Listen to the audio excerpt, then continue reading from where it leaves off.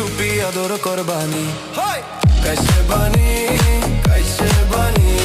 আসসালামু আলাইকুম। তো ভিজুয়াল তৈরি করার দ্বিতীয় ভিডিওতে আপনাদেরকে স্বাগতম। প্রথম ভিডিওতে দেখিয়েছিলাম যে কিভাবে আপনারা এভি প্লেয়ার দিয়ে ভিজুয়াল তৈরি করবেন এবং সেখানে কিভাবে কি করবেন সব বিস্তারিত জানিয়ে দিয়েছি। সেটা যদি কেউ না দেখে থাকেন এই ভিডিও ডিসক্রিপশন বক্স থেকে দেখে নিতে পারেন। তো এই ভিডিওতে আপনাদেরকে দেখাবো যে কিভাবে আপনার এরকম সাইডের ইফেক্ট সহ এবং আপনার এখানে যে ইফেক্টগুলো দেখতে পাচ্ছেন এগুলো সহ আপনারা এই ধরনের ইফেক্ট দিয়ে ভিডিও তৈরি করবেন।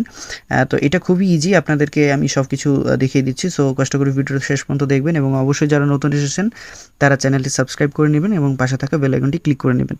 তো চলুন বেশি কথা না বলে ভিডিও স্টার্ট করি।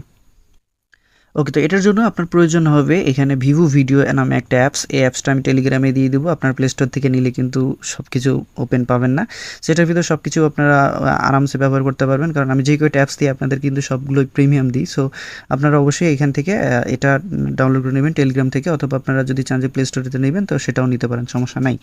তো জাস্ট আপনারা কী করবেন, এখান থেকে এই যে ভিভো ভিডিও অ্যাপসটা ওপেন করে নেবেন। এটা ওপেন করে নেওয়ার পরে আপনার সামনে যা আসবে সবগুলো ক্লোজ করে দিবেন। দেন যদি কোনো পারমিশন চাই সেগুলো কিন্তু দিয়ে দিবেন। অ্যাপস ওপেন করে নিলে আপনার সামনে এরকম কয়েকটা চারটা অপশন চলে আসবে। সো এখানে দেখতে পাচ্ছেন প্রথমটা হচ্ছে ফেলিং ইফেক্ট, তারপর হচ্ছে অডিও স্পেকট্রাম, তারপরে এখানে ফটো বিটস, তারপর এখানে একটা বার। তো আপনারা কী করবেন, এখান থেকে আপনাকে কিছু সেটিং করে নিতে হবে আগে। অবশ্যই ভিডিও শেষ পর্যন্ত দেখবেন এবং বুঝে শুনে নেবেন, তাহলে আপনার নেক্সট টাইম ভিডিও বানাতে কোনো সমস্যা হবে না। এর জন্য চলে আসবেন প্রথমে সেটিংয়ে। সো সেটিংয়ে চলে যাব। সেটিং আসার পরে যেখানে দেখতে পাচ্ছেন পারমিশন চাচ্ছে, জাস্ট এইগুলো অ্যালাউ করে দিবেন। ঠিক আছে, যে কয়টা পারমিশন চাবে অ্যালাউ করে দিবেন। অ্যালাউ হয়ে গেলে আপনারা এখানে দেখতে পাচ্ছেন লেখা আছে ডিফল্ট, একটা হচ্ছে ব্যাকগ্রাউন্ড আর একটা হচ্ছে ডিফল্ট সেন্টার ফটো। এই সেন্টার ফটোটা হচ্ছে আপনার লোগো। সেখান থেকে কী করবেন, আপনি এখানে ক্লিক করবেন, তারপর এই যে সিলেক্ট ফ্রম ডিভাইস এখানে ক্লিক করে আপনার যে লোগো আপনি দিতে চাচ্ছেন এখানে অ্যালাউ করে দিবেন। সেই লোগোটা আপনার গ্যালারি থেকে সিলেক্ট করে নেবেন। ঠিক আছে, তো আমারটা আমি সিলেক্ট করে নিচ্ছি।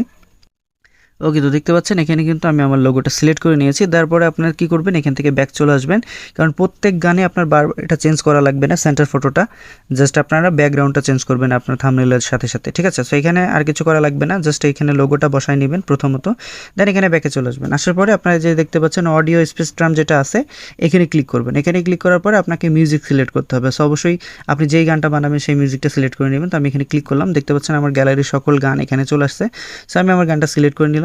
সিলেক্ট করলে এখানে আপনার দেখাবে এরকম। তো আপনার এখানে কিছু করার দরকার নেই, আপনি যদি গানটার একটুখানি অংশ নিতে চান তাহলে এখান থেকে আপনারা ছোট করে নিতে পারেন। যেহেতু আমি পুরো গানটা করব তাহলে এখানে আমার কিছুই করার নাই, জাস্ট এখানে যে টিক অপশন আছে আপনি এখানে টিকে ক্লিক করে দিবেন, দিলে আপনার গানটা প্লে হয়ে যাবে। তো এখন আমাকে জাস্ট কী করতে হবে, এখানে কিছু জিনিস সিলেক্ট করতে হবে, সেট করে নিতে হবে। সেটা হচ্ছে প্রথমত আমাকে স্ক্রিন সাইজটা ঠিক করতে হবে। আপনারা কোন স্ক্রিনে বানাচ্ছেন, যদি টিকটকের জন্য বানান টিকটকের সাইজ করে নেবেন, ইউটিউবের জন্য বানাইলে ইউটিউবের সাইজ করে নেবেন, এটা হচ্ছে ফেসবুকের সাইজ। তো আপনারা কী করবেন, এখান থেকে এখানে ক্লিক করলে আপনার রেশিওগুলো দেখতে পারবেন। এখানে ক্লিক করলে আপনারা দেখতে পাচ্ছেন এই যে এখানে 1/1 এটা হচ্ছে ফেসবুকের, তারপরে এই যে 16:9 এটা হচ্ছে আপনার ইউটিউবের জন্য, বাকিগুলো আপনার ইনস্টাগ্রাম বিভিন্ন অ্যাপসের জন্য আছে 9:60 এটা হচ্ছে লম্বা টিকটক বা অন্যান্য যে অ্যাপস সেগুলোর জন্য। তো আমরা যেহেতু ইউটিউবের জন্য বানাবো তাই আমি এখান থেকে 60:9 এটা সিলেক্ট করে নিচ্ছি দ্বিতীয়টা। এটা ক্লিক করলে দেখতে পাচ্ছেন আমার কিন্তু ইউটিউবের স্ক্রিনের মতো হয়ে গেছে। এখন আমাকে যেটা করতে হবে, ব্যাকগ্রাউন্ডের যে ইমেজটা আছে এটা কিন্তু ডিফল্ট ইমেজ, আপনাকে আপনার যে থাম্বনেল বা আপনার যে ব্যাকগ্রাউন্ড ইমেজ মিউজিকের জন্য বানিয়েছেন সেটা কিন্তু এখান থেকে সিলেক্ট করে দিবেন। তো এখন যেটা কাজ সেটা হচ্ছে আমাদের ব্যাকগ্রাউন্ড ইমেজটা পরিবর্তন করা। তো এখান থেকে আপনার ক্লিক করবেন এখানে ফটোসে। সো ফটোসে ক্লিক করার পর এখানে দেখতে পাচ্ছেন লেখা আছে সিলেক্ট ফটো। তো আপনারা কী করবেন, এখান থেকে সিলেক্ট ফটোতে ক্লিক করবেন।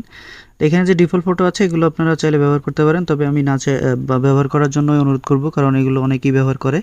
তো এখানে জাস্ট আপনারা কী করবেন, এখানে সিলেক্ট ফ্রম ডিভাইসে ক্লিক করবেন।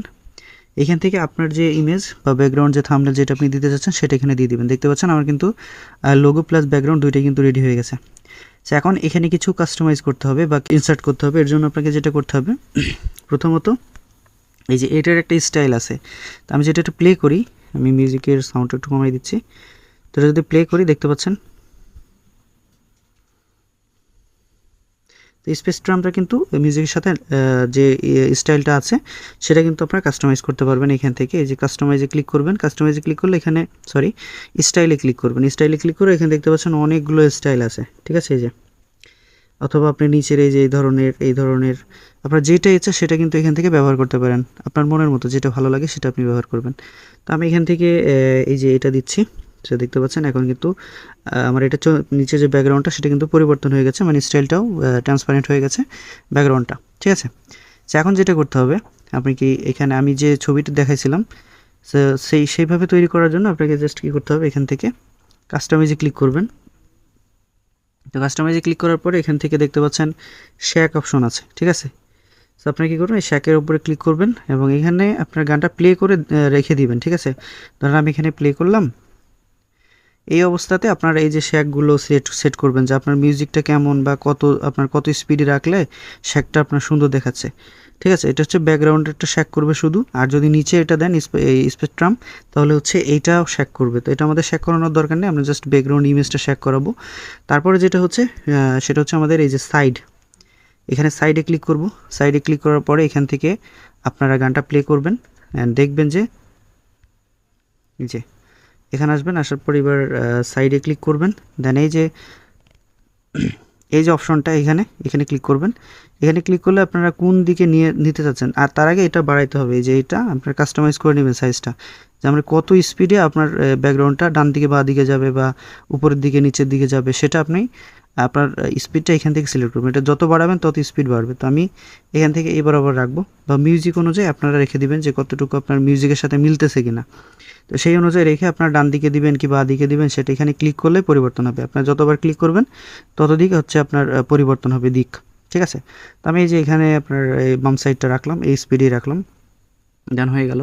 তারপরে চাইলে এখান থেকে আপনারা গ্লিস অ্যাড করতে পারেন। এই যে গ্লিস হচ্ছে চলতে চলতে কিছুক্ষণ পরে আপনারা এই যে ব্যাকগ্রাউন্ডটা এখানে সিলেক্ট করে দেবেন, যাতে ব্যাকগ্রাউন্ড ইমেজটা শুধু গ্লিস করে। তো এর জন্য আমি ব্যাকগ্রাউন্ড ইমেজ দিয়ে দিয়েছি। সো দেখতে পাচ্ছেন কিছুক্ষণ পরে এটা যখন মিউজিকের সাথে আসবে তখন এই যে গ্লিস করতেছে, ঠিক আছে। আবার কাস্টমাইজে যাবেন, আরও যদি কিছু অ্যাড করতে চান, এখানে এই যে কালার আছে, শ্যাডো আছে, বার আছে, পজিশন আছে, আপনারা সবগুলো এখানে আপনার মনের মতো কিন্তু পরিবর্তন করতে পারবেন। এখানে অ্যাম্প্লিফায়ার আছে, মিরর আছে, বিট আছে, বিটের সাথে সাথে আপনার ছবিটা আপ ডাউন করবে। সো ব্যাকগ্রাউন্ডে যদি মেরু দেখেন, এখন কিন্তু বিটের সাথে ছবিটা কিন্তু নাচতেছে, ঠিক আছে। তো এটাও আপনারা দিয়ে দিতে পারেন। তারপরে এখানে আরও কিছু এক্সট্রা ফিচার আছে, যেটা আপনার এই যে ইনসার্টের উপরে ক্লিক করবেন। এখানে ক্লিক করলে দেখতে পাচ্ছেন টেক্সট একটা অপশন আছে, এখান থেকে আপনি লাইক, কমেন্টস বা অন্য কিছুর জন্য কিছু লিখে দিতে পারেন। যেমন আমি এখানে অ্যাড নিউজে ক্লিক করলাম, এখানে লিখলাম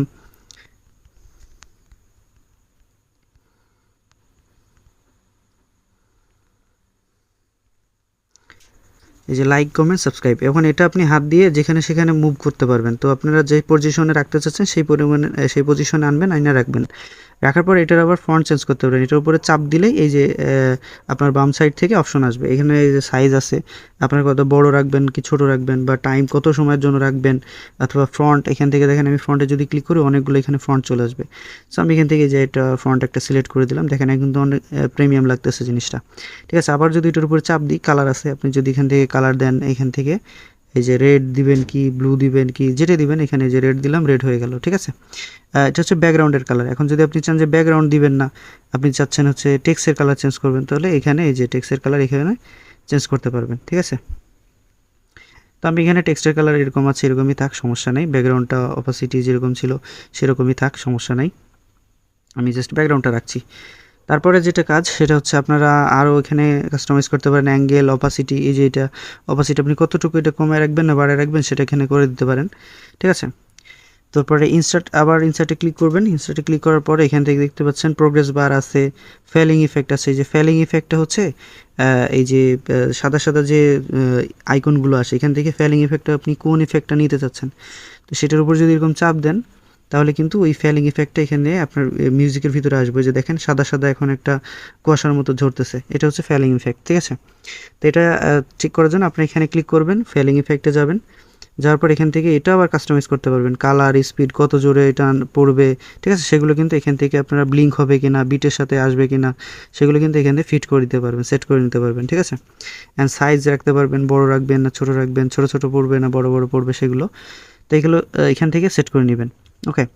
তো আরও একটা বিষয় সেটা হচ্ছে এখানে দেখতে পাচ্ছেন এই যে রিডিং এআরএমটা যখনই সিলেক্ট করবেন, এখানে অটোমেটিকলি এই যে দেখতে পাচ্ছেন চলে আসছে।